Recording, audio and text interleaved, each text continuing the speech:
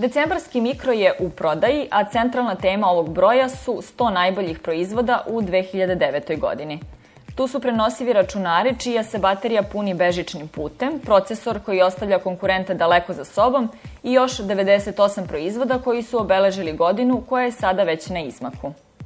Prikazani hardver u ovom broju donosi test projektora sa domaćeg tržišta. Canonov višenamenski uređaj iz serije Pixma, AMD-ova grafička kartica Radeon HD 5870, Logitechovi papreno skupi zvučnici, Chieftechova kućišta, prenosivi računar Amilo P3560 kompanije Fujitsu, gigabajtova matična ploča 785 GT UD3H, AMD-ov trojezgarni procesor Athlon 2 X3, Samsungov mali camcorder HMX U10, Genius grafičke table, ali i još ponešto. U novostima čitajte kako da čuvate podatke na mreži, tačnije kako da ih zaštitite. O Sinergiji 09, intervjuima sa Michaelom Hartmanom iz Microsofta, kao i Axelom Klobergom iz Cisca. Tu je i izveštaj sa gigabajtovog Tweaking 2009 takmičenja održanog u Parizu.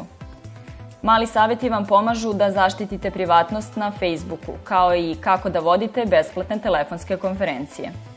Vodič kroz web donosi niz zanimljivih lokacija, a mikro DVD shareware i freeware verzije raznoraznih programa. Igre, standardne programe kao i dopune za antivirus pakete i poboljšanja za Windows okruženja. Budite spremni za budućnost, čitajte Mikro.